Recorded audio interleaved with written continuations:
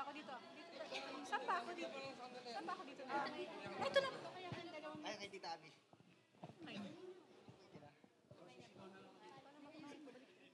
Three, two, one, go! Oh, love! Oh, faith! Oh, hope! Oh, nandito na ang Southfield, hindi magpapatalo. Magbabagsakan dito, handa na kami dito. Southfield 4, matatag, maka-Diyos. Southfield 4, ang pag-asa ay ang Diyos. Southfield 4, matatag, maka-Diyos.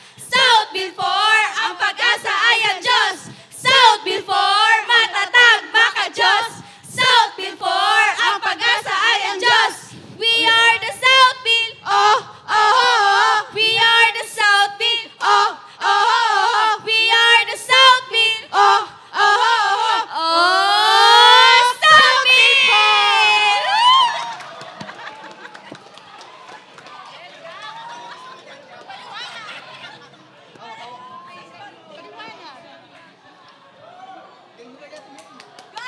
Asa si Mark? Nagano ba?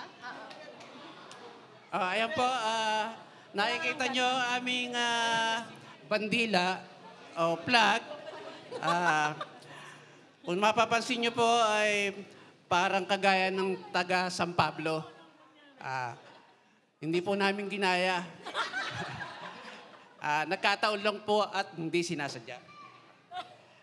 Kung mapapansin nyo po, ang aming nakasentro ay ang Biblia. At sa aming flag po, pinapahalagahan namin ang salita ng Diyos. So ang flag na ito ay sumasagisag ng pag-asa para sa ating mga mananampalataya. Isang masaganang pag-asang kung saan ang mga salita ng Diyos ay ating mababasa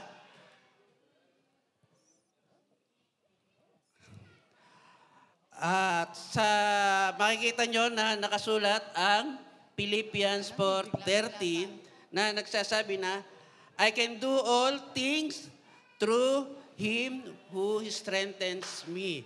Alam ko po na paborito nating talatang ito na nagbibigay sa atin ng masaganang pag-asa. So, ang lahat ng mga suliranin at pasanin ay ating malalampasan sapagkat siya ay sumasa atin. Kaya po tayo ay ugaliin po nating maging mapagbasa ng ating Bible sapagkat dito po ay di tayo maliligaw bagkus ang daan ng katotohanan at kaligtasan na ay ating makakamtan. Salamat po.